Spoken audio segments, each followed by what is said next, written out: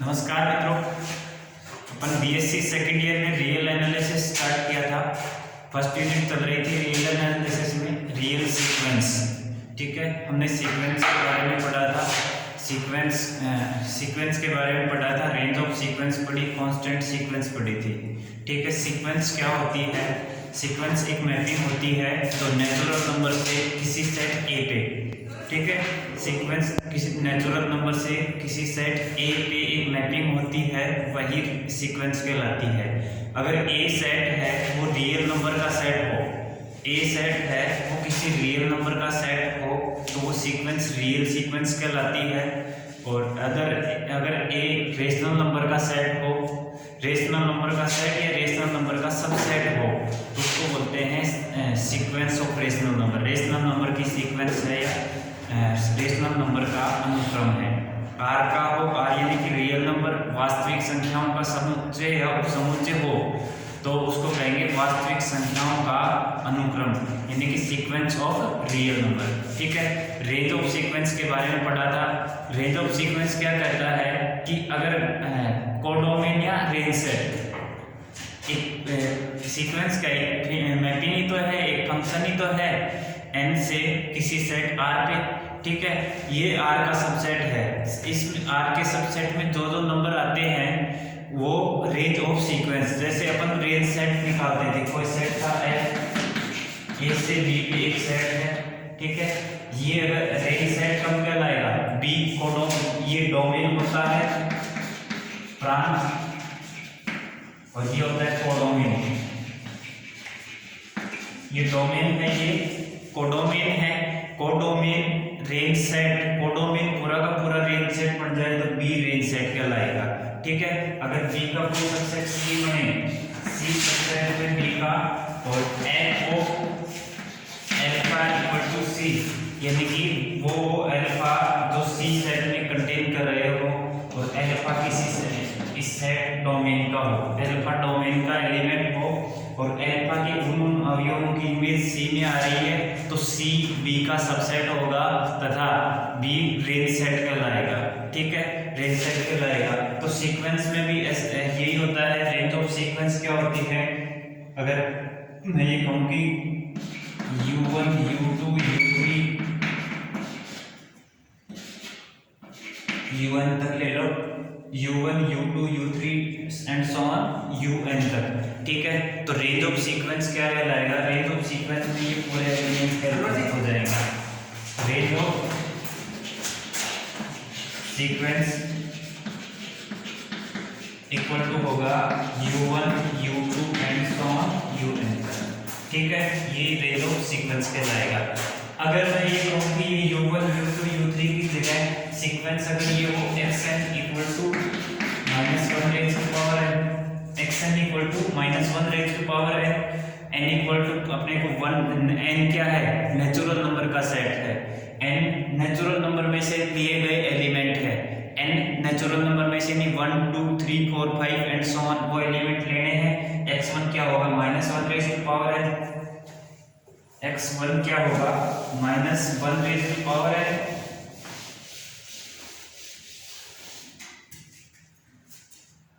x1 equal to -1 raise to power 1, x2 equal to -1 raise to power 2, x3 equal to -1 raise to power 3, x4 equal to -1 raise to power 4 and so on. ठीक है, -1 raise to power 1 equal to -1 1 and so on. ठीक है, तो इस notation में कैसे लिखेंगे? Curly bracket में लिखते हैं नोटेशन, और कर्ली ब्रैकेट में n इक्वल टू 1 पुट करेंगे तो ये आएगा -1 फिर 1 -1 1 -1 1 1 1। ठीक है, इस टाइप से एलिमेंट आएंगे, ये एलिमेंट होंगे। और रेंज सेट क्या होगा? Range of sequence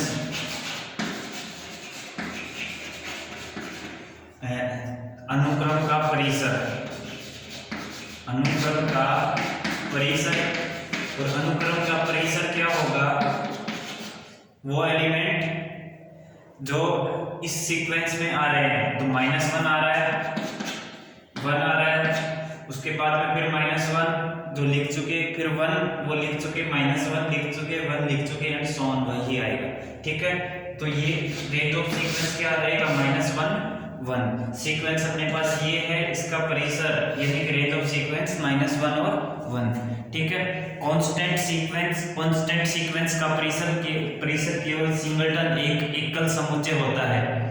constant sequence होती है xn = c, और c कोई फाइनाइट नंबर है, फिक्स नंबर है, c कोई फिक्स नंबर है। ठीक है, xn = c यानी कि x1 बराबर 1, x1 बराबर भी c, x2 बराबर भी c, x3 बराबर भी c एंड सो ऑन। ठीक है, तो सीक्वेंस क्या होगी, c c c c c and so on. ठीक है, और रेंज ऑफ सीक्वेंस क्या होगी, रेंज ऑफ सीक्वेंस होगी ये c। ठीक है, रेंज ऑफ कांस्टेंट सीक्वेंस का रेंज सेट एकल समुच्चय होता है, और उल्टा भी कन्वर्स इज आल्सो ट्रू होता है। जिस सीक्वेंस का रेंज ऑफ सीक्वेंस एकल समुच्चय हो तो सीक्वेंस कांस्टेंट सीक्वेंस कहलाती है। ठीक है, ये अपने पीछे पढ़ चुका था, जो मैंने थोड़ा सा इंट्रोड्यूस किया है। अब देखिए नेक्स्ट देखते हैं, इससे आगे अपन क्या पढ़ेंगे, परिबद्ध अनुक्रम का उच्चक तथा निम्न। बाउंडेड सीक्वेंस क्या होती है। ठीक है, बाउंडेड सीक्वेंस क्या होती है, ऐसी सीक्वेंस जिसका रेंज सेट बाउंडेड हो, ऐसी सीक्वेंस जिसका रेंज सेट बाउंडेड हो, बाउंडेड सीक्वेंस कहलाती है। ठीक है, रेंज सेट यानी कि अनुक्रम का परिसर बाउंडेड हो तो वो सीक्वेंस परिबद्ध अनुक्रम यानी कि बाउंडेड सीक्वेंस कहलाती है। जैसे ये देखो -1 और 1,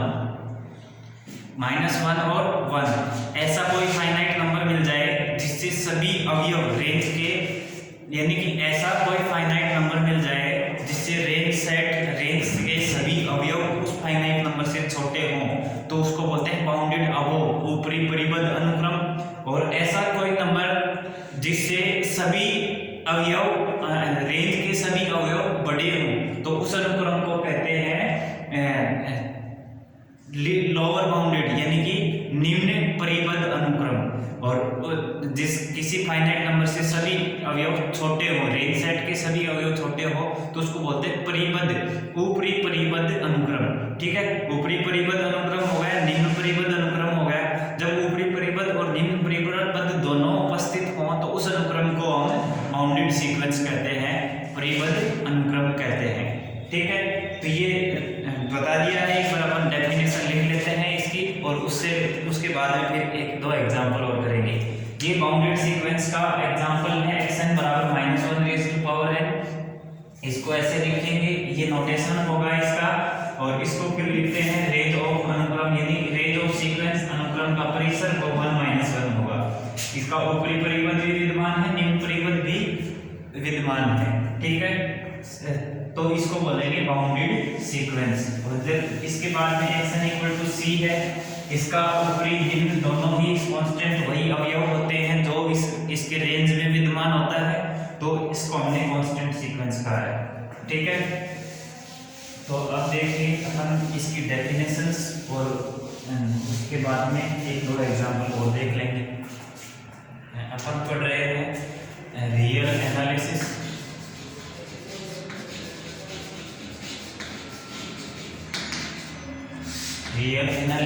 और रियल एनालिसिस में अपन पढ़ रहे हैं परिबद्ध अनुक्रम।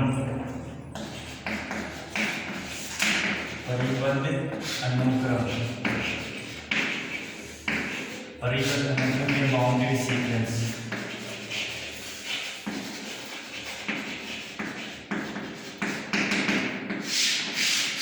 बाउंडेड सीक्वेंस या परिबद्ध अनुक्रम।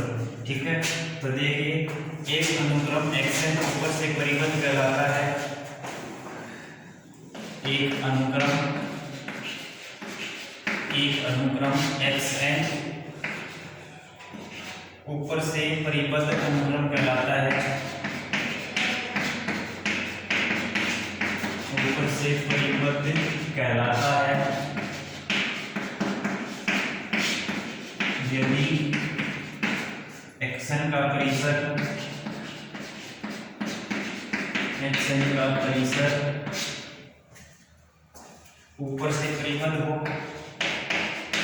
ऊपर से परिबद्ध हो,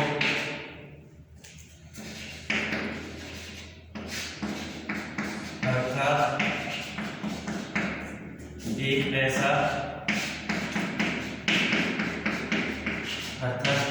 ऐसी वास्तविक संख्या, अर्थात एक ऐसी वास्तविक संख्या के विद्यमान हो,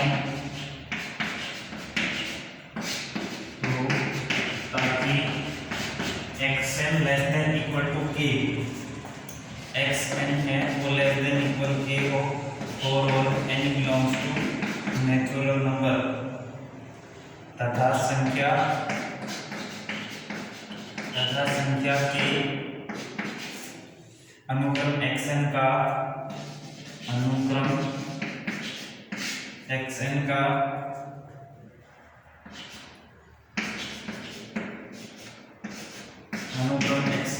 ऊपरी परिबद्ध कहलाता है, ऊपरी परिबद्ध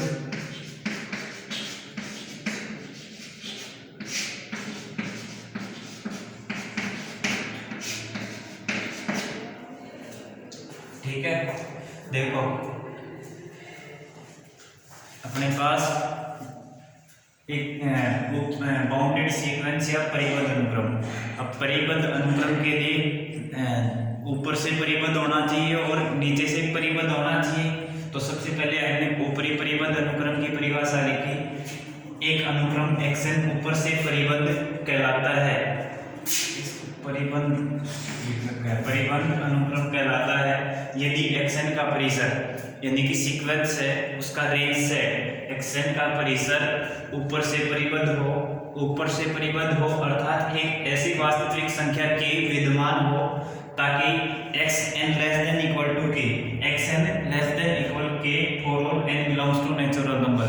यानी कि एक ऐसी वास्तविक संख्या विद्यमान होनी चाहिए कि सीक्वेंस के सभी अवयव उस फाइनाइट नंबर उस वास्तविक संख्या k से छोटे हों। सीक्वेंस के सभी अवयव उस वास्तविक संख्या k से छोटे हों तो xn ऊपर से परिबद्ध अनुक्रम कहलाता है। जैसे मैं एक एग्जाम्पल वही उठा लेते हैं जाना पहचाना और xn equal to -1 raise to power n, ठीक है। इसका रेंज सेट क्या होगा, अनुक्रम का परिसर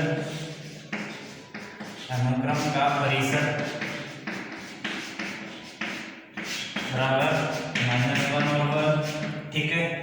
अब कोई वास्तविक संख्या एक ऐसी वास्तविक संख्या के विद्यमान हो ताकि xn लेस देन इक्वल के, मैं ये कहूंगा कि 2 ऐसी वास्तविक संख्या है जिससे सभी xn लेस देन इक्वल 2 है। सभी सीक्वेंस के सभी अवयव यानी कि रेंज सेट के सभी अवयव इस 2 से छोटे हैं तो ये सीक्वेंस कैसी होगी, ऊपर से परिबद्ध यानी कि ऊपरी परिबद्ध अनुक्रम कहलाएगा। या ऐसे मैं संख्या को 1 भी दे सकता हूँ, 1 less than equal to xn for all n belongs to natural number. इसमें भी for all n belongs to natural number. ये n है सभी प्राकृत संख्याओं के समुच्चय से लिया गया है, ठीक है।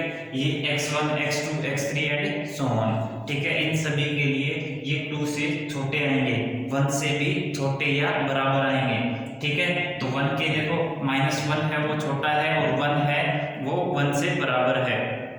तो हमें कोई एक नंबर ऐसा देखना है, कोई एक ऐसी वास्तविक संख्या होनी चाहिए जो इस 1 के बराबर या छोटी हो, ठीक है। इन अवयवों से छोटी या बराबर हो, ठीक है। तो हमने देखो ये कहा xn less than equal to 1, xn less than कोई एक चाहिए हमें। तो हमने यहाँ 2 बता दी, 50 भी बता सकते हैं, 100 बता सकते हैं, हजारों लाखों बता सकते हैं, ठीक है। हमें 1 भी बतानी है, 2 भी बता सकते हो, 2 से भी छोटी बता सकते हो, तो 1 से भी छोटी बता सकते हो। मैंने ये 2 वाला एग्जाम्पल इसलिए उठाया है ताकि आप ये ना समझ सको कि इससे बड़ा भी, इन अवयवों से बड़ा भी अवयव ले सकते हैं या नहीं ले सकते। मैं बताने को यही से बता सकता था कि x n less than equal to 1 सभी अवयव हैं वो 1 से बराबर या छोटे हैं, ठीक है। मैं इसको ये ना देखे ये ऊपर वाला भी लिख सकता हूँ, x n less than equal to 2, x n sequence के सभी अवयव 2 से छोटे या बराबर हैं। तो हमें तो कोई एक नंबर चाहिए ऐसा जिससे छोटे बता सकते हैं, एक में हजारों लाखों बता सकते हैं अपन तो ठीक है। तो ये अनुक्रम ऊपर से परिबद्ध अनुक्रम यह उपयुक्त अतः एक्स एन ऊपर से परिबद्ध अनुक्रम है, एक्स एन ऊपर से परिबद्ध अनुक्रम है, ठीक है। मैं ऊपर से मिटा देता हूं इसको। अब निम्न परिबद्ध अनुक्रम क्या होगा उसकी परिभाषा और लिख लेते हैं। निम्न परिबद्ध अनुक्रम के लिए अनुक्रम एक्स एन नीचे से परिबद्ध होगा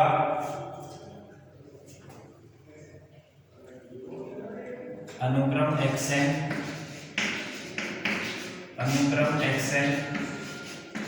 नीचे से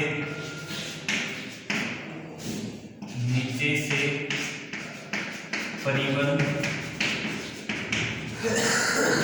अनुक्रम होगा यदि एक्स एन का परिसर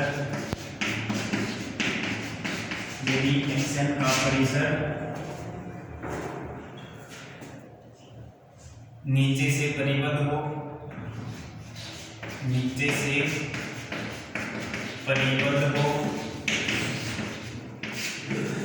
अर्थात एक ऐसी वास्तविक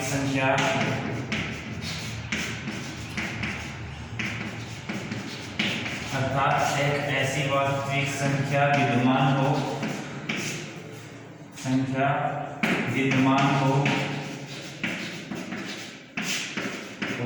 ताकि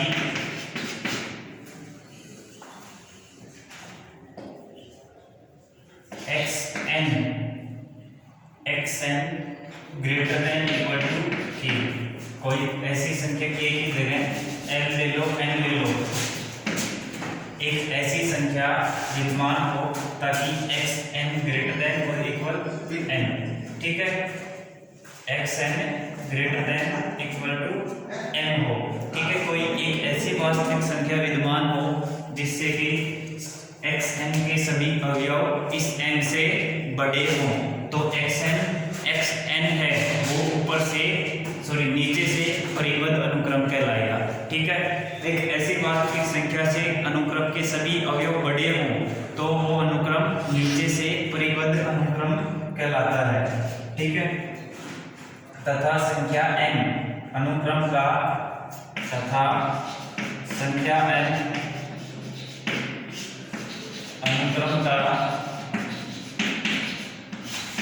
निम्न परिबद्ध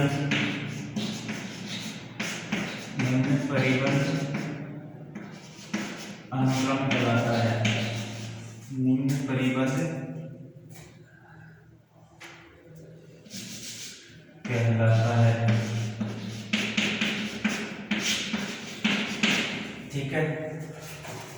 देखो अनुक्रम xn नीचे से परिबद्ध अनुक्रम कहलाएगा यदि xn का परिसर नीचे से परिबद्ध हो, xn का जो रेंज सेट है, xn का रेंज सेट है वो नीचे से परिबद्ध हो, अर्थात एक ऐसी वास्तविक संख्या विद्यमान हो ताकि xn greater than equal to m हो और for all n belongs to natural number हो। n क्या है? नेचुरल नंबर हो, ठीक है। तो अनुक्रम xn नीचे से परिबद्ध अनुक्रम कहलाएगा तथा n है वो अनुक्रम का निम्न परिबद्ध कहलाता है, एक निम्न परिबद्ध कहलाता है, ठीक है। ये अनुक्रम xn बराबर -1 रेज़ टू पावर n, अनुक्रम का परिसर क्या होगा -1 और 1। देखो एग्जाम्पल इसमें भी वही चलेगा, वही एग्जाम्पल इसमें भी रहेगा, ऊपरी परिबद्ध के एग्जाम्पल में भी यही लिखा है और निम्न परिबद्ध में भी यही लिखेंगे अपन। तो मैं लिख रहा हूँ xn बराबर -1 रेज़ टू पावर n, अनुक्रम का परिसर -1 और 1। ठीक है, अब मैं इसको यहाँ से लिख लेता हूँ -2 बिलोंग्स टू r। ठीक है, और xn greater than equal to -2 for n belongs to natural number. -2 ऐसा अवयव है वास्तविक संख्या का जो -2 से xn अनुक्रम के प्रत्येक अवयव -2 से बड़े हैं। अनुक्रम के प्रत्येक अवयव -2 से बड़े हैं, तो अनुक्रम के प्रत्येक अवयव -2 से बड़े हैं, तो ये -2 से सभी अवयव बड़े हैं, तो इसलिए यहाँ से कह सकते हैं अतः xn नीचे से परिबद्ध अनुक्रम है। अतः xn नीचे से परिबद्ध अनुक्रम है, नीचे से परिबद्ध अनुक्रम है। ठीक है, देखिए आज हमने बाउंडेड सेट की डेफिनेशन तक भी नहीं पहुंचे। हमने ऊपर से परिबद्ध अनुक्रम यानी कि upper bound, sequence of upper bound and lower bound, निम्न परिबद्ध अनुक्रम और ऊपरी परिबद्ध अनुक्रम की परिभाषा पढ़ी और उससे रिलेटेड अपन ने एक एग्जाम्पल देखा। ठीक है, उम्मीद करते हैं समझ में आया होगा। अगर आपको कोई डाउट है तो मैसेज करिए। नेक्स्ट लेक्चर में इस परिभाषा को आगे बढ़ाते हुए अगली क्लास में आपकी प्रॉब्लम को लेंगे और इस परिभाषा को आगे बढ़ाएंगे। धन्यवाद।